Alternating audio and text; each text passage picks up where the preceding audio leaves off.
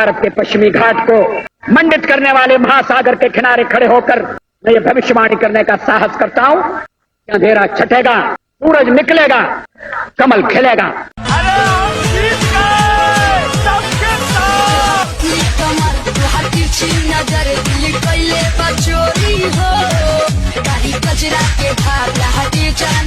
ভাই বিজেপি 206টা আসনে জেতার পর কাল থেকে বিজেপি সাপোর্টার্সদের অবস্থাটা ঠিক যেরকম। আজকে আমি খুবই সাকসেস, মানে কি বলবো আর। হ্যাঁ মানে কি বলবো, জাস্ট মুখে কোনো ভাষা আসছে না। আজকে আমি খুবই ধন্য, মানে জীবনে খুব ভালো কিছু করতে পারলো দর্শক। ভাই এতদিন পর আমরা শুধু এটুকুই বলতে পারি, আসলে কি বলবো, খাটনির দাম আজকেই উঠলো আর কি। আর এত কষ্টের পর এই হিউজ সাকসেস, এবং এই হিউজ সাকসেসের পর বাংলার মানুষেরা ঠিক যেভাবে হাসছে,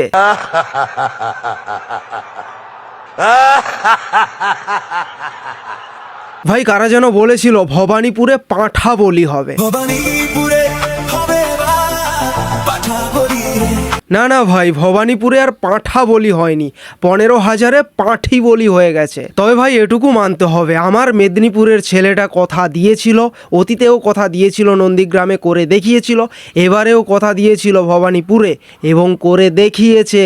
তৃণমূল যাতে উঠে ঘাস না খেতে পারে সে কাজটা আমি করব।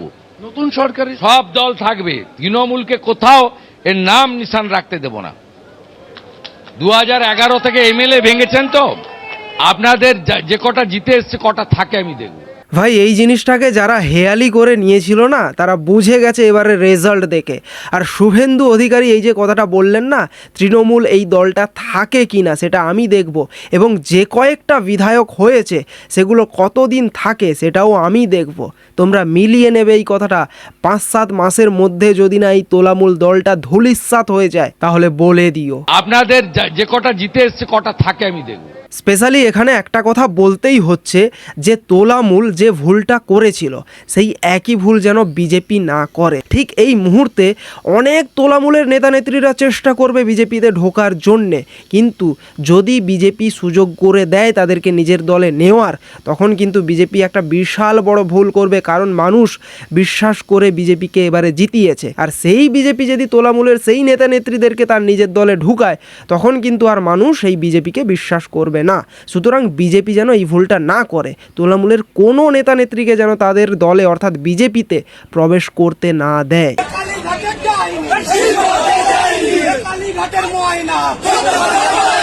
না ভাই আমি কিন্তু শুভেন্দু অধিকারীর প্রতি একটু রেগেও গেছি এবং একটু মন খারাপও হয়েছে আমার। তার কারণটা হচ্ছে এটাই যে ভাই তোমরা গোটা বাংলাতে এতগুলো সিট জিতে গেলে, একটা সিট ছেড়ে দিলে কি হতো? ভবানীপুরটা বেচারিকে ছেড়ে দিলে একটু তো সান্ত্বনা পেত যে না আমি জিতেছি আপাতত। তাও আবার হারালে 15,000-এরও বেশি ভোটে হারিয়ে দিলে। আমি তো দুঃখে হাপুস নয় কাঁচি, হাপুস পুস হাপুস পুস হাপুস পুস হাপুস। নন্দীগ্রামের পুনরাবৃত্তি ভবানীপুরে শুভেন্দুর কাছে ধরাশায়ী মমতা, 15,000-এর বেশি ভোটে হার।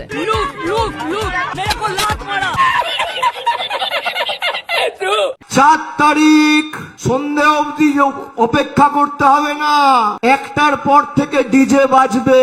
আরে রে রে রে রে ভাইপোর কি ইচ্ছে ছিল 4 তারিখ সন্ধে পর্যন্ত নয়, দুপুর 1টার পরে ডিজে বাজাবে বলেছিল, কিন্তু 4 তারিখ সন্ধ্যা কেন, 5 তারিখ সন্ধ্যা হয়ে গেল, এখনো এদেরকে ডিজে বাজাতে আমরা দেখতে পেলাম না। ও আচ্ছা আচ্ছা, ডিজে বাজাবে বা কি করে? বাংলার মানুষ যে এদের পেছন বাজিয়ে দিয়েছে ভালো করে। আমি একটা ছোট্ট প্রেডিকশন করে যাব, খুশি হবে তোমরা শুনে। আমি 2024-এও এসে এইখানে, ঠিক এইখানে দাঁড়িয়ে আমি বলেছিলাম, আমার মনে আছে, এই মাটিতে যা বলি তা হয়, মাটির ভালোবাসা, নন্দীগ্রাম তৃণমূল জিতবে, আমি কথা দিয়ে গেলাম। ভাই 4 তারিখেই প্রমাণ হয়ে গেছে যে ভাইপো বড় নেতা নাকি শুভেন্দু অধিকারী বড় নেতা। ভাইপো কি বলেছিল যে আমি কথা দিয়ে যাচ্ছি এই মাটিতে নন্দীগ্রাম টিএমসি জিতছে। টিএমসি তো জেতেনি, উল্টো দিকে শুভেন্দু অধিকারী কথা দিয়েছিল যে নন্দীগ্রাম জিতবে এবং ভবানীপুরে মমতা ব্যানার্জিকে হারাবে। দুটো কাজই করেছে, দুটোই জিতেছে। সুতরাং বোঝাই যাচ্ছে কার কথায় দম রয়েছে এবং কে রাজনৈতিকভাবে যথেষ্ট জনপ্রিয় এবং সফল। তোমরা একটু দাঁড়িয়ে থেকো, ঘন্টা 2-এর মধ্যে বিজেপির সব লোকজন কিভাবে পালায় ল্যাজ গুটিয়ে দেখো।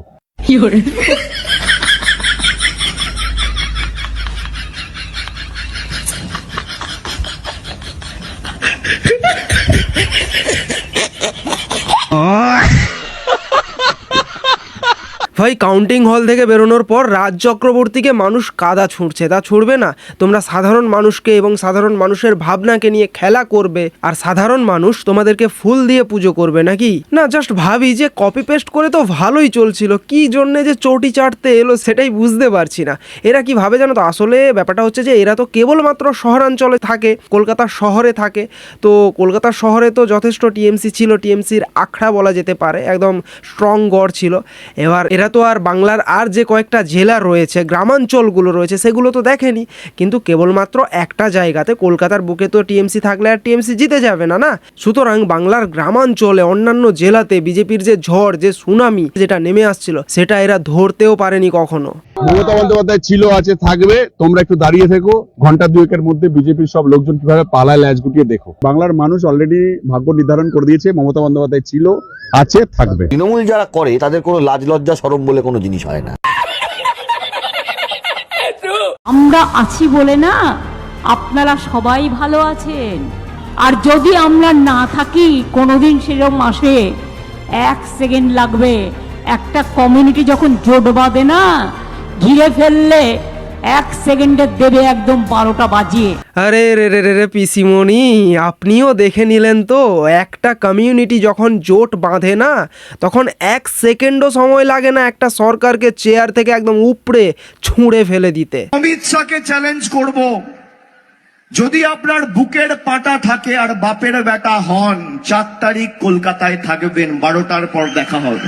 मेरा मुंह से निकल गई, मेरी जबान टूट गई आज। ভাই ভিডিওটা আর বড় করব না, ভিডিওটা এখানেই শেষ করব। বাট ভিডিওটা শেষ করার পূর্বে খুব দামি একটা কথা বলছি।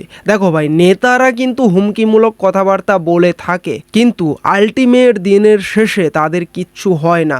কিন্তু তাদের সেই কথা শুনে যদি তোমরা নিজেরা ঝামেলা করতে যাও না, তাতে কিন্তু তোমরা নিজেরাই ফাঁসবে, নিজেরাই জেল খাটবে। সো নিজের বিচার বুদ্ধি দিয়ে একটু বিবেচনা করবে সবসময়। আর এবারের ভোট যেহেতু বিজেপি জিতে গেছে, অলরেডি বিজেপির তরফ থেকে এটা বলা হয়েছে যে শান্তিপূর্ণ থাকতে, কোথাও কোনো গন্ডগোল না করতে। বিজেপির রাজ্য সভাপতি শ্রমিক ভট্টাচার্য তিনি নিজেই বলেছেন, সমস্ত বিজেপি কর্মীদের কাছে, সমর্থকদের কাছে, রাজ্যবাসীর কাছে, এমনকি তৃণমূল কংগ্রেসের কর্মীদের কাছে, যারা ব্যক্তিগত সমীকরণের কারণে কেউ কিছু কিছু জায়গায় আক্রমণ চালাচ্ছেন, এগুলো বন্ধ করবে।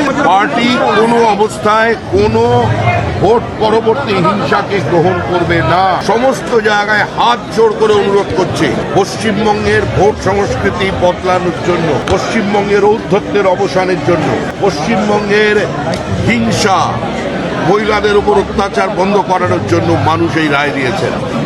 মানুষের এই রায়দানের প্রতি শ্রদ্ধা জানান, মানুষের মর্যাদা রক্ষা করুন। এই জয় গণতন্ত্রের জয়। এই গণতান্ত্রিক ব্যবস্থায় হিংসার কোনো স্থান নেই। আর বিজেপি সরকার এবং বিজেপি দল হিসেবে আমরা আপনাদের মাধ্যমে প্রশাসনকে বার্তা দিচ্ছি, পুলিশকে বার্তা দিচ্ছি, যেখানে হিংসার ঘটনা দেখবেন, কোনো রং দেখবেন না, কঠোর ব্যবস্থা নেবেন। সো আশা করব তৃণমূলের আমলে যে পোস্ট পোল ভায়োলেন্সগুলো হতো সেগুলো একটাও যেন না হয়, সবাই যেন শান্তিপূর্ণভাবে এই আমার রাজ্যে বসবাস করতে পারে, এটাই চাইবো। যাই হোক, আজকের ভিডিওটা এখানেই শেষ করছি, দেখা হচ্ছে নেক্সট ভিডিওতে। জয় হিন্দ।